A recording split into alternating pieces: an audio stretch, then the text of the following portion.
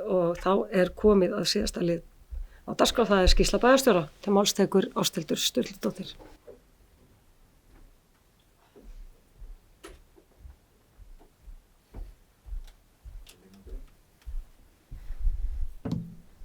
Forseti, ágætu bæjarfulltrúar. Ég sendi þér illt auga, kæri forseti, vegna sem að blótar ekki ræðustól. En mér langar líka til þess að minna bæjarfulltrúa það sendiherra í Reykjavík. Og ég veit ekki til þess að hann hafi skilað inn trúnaðarbréfi sínu til bæjarstjórnar Akureyrar. En hann heitir Sigmundur Ernir Rúnarsson, gamall Akureyringur, og honum var afhent þetta sendiherraembætti með Viðhöfn fyrir mörgum árum síðan af þáverandi bæjarstjóra Akureyringa. En allavega hann telur sig vera sendiherra okkar en þá, og sem betur fer, það ekki slæmt að eiga slíkan málsvara á Alþingi. En ágætu bæjarfulltrúar, ég ætla að fara hérna yfir svona það helsta í mínum störfum síðustu vikunar.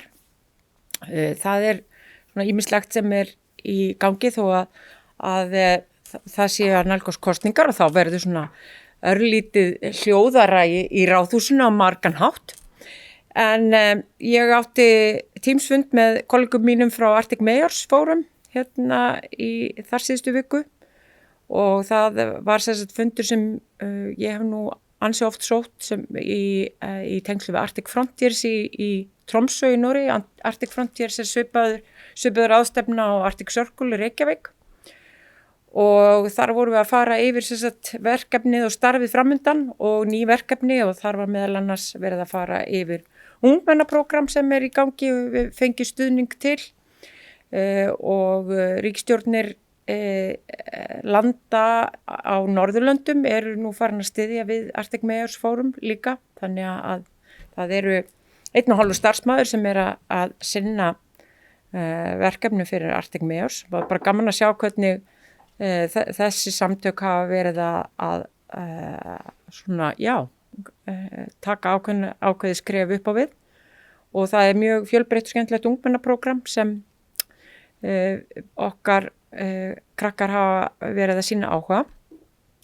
Nú, ég átti fund með framkvæmdastjóra Hafnasamlags Norðurlands og forstöðumanni Listasafnsins á Akureyri, en nýlega var gerð úttekt á ástandi útilistaverka í eigu Akureyrarbæjar með stuðningi frá Hafnasamlagi Norðurlands, og þetta ætlum við að kynna í bæjaráði og fara yfir ástand listaverkan okkar, og þau misgóð.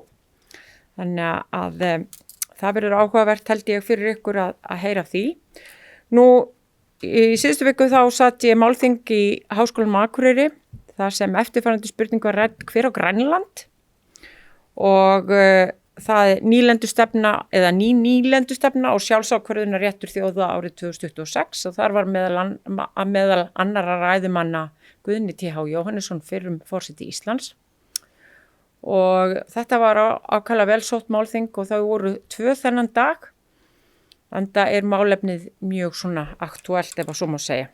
Og eðlilegt að það sé rætt innan Háskólans á Akureyri, þar sem náttúrulega fjölmargar stofnanir sem tengjast málefnum norðurslóða.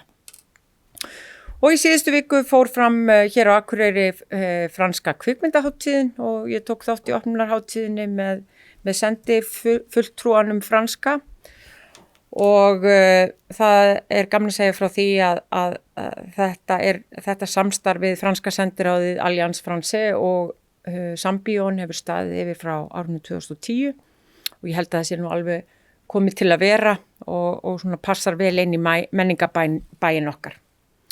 Nú svo fórum við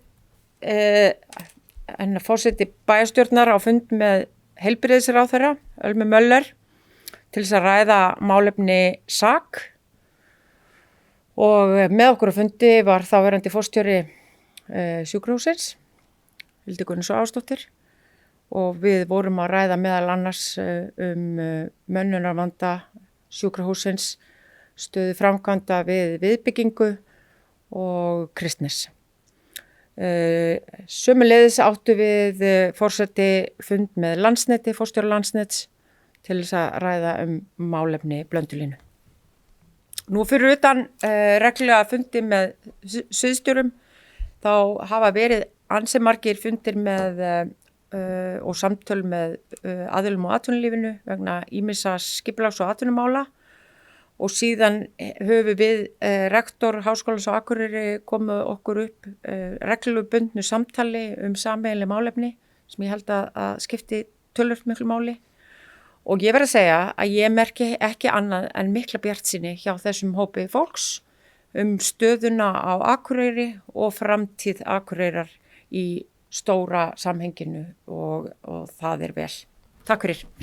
Þá bæjarstjóri Ásthildur Sturludóttir lokið máli sínu og dagskrá tæmd. Eftirtalda fundagerðir eru lagðar fram til kynningar. Afgreiðslufundur byggingafulltrúa frá 29. janúar og 12. febrúar. Bæjarráð frá 22. og 29. janúar, 5. og 12. febrúar, fræðslu- og lýðheilsuráðs frá 28. janúar og 11. febrúar, skipulagsráð frá 28. janúar og 11. febrúar, umhverfis- og mannvirkjaráðs frá 27. janúar og 10. febrúar og velferðarráðs frá 27. janúar. Og nálgast má þessar fundagerðir allar á heimasíðu bæjarins. Ég þakka fyrir góðan fund og slít honum 10:36.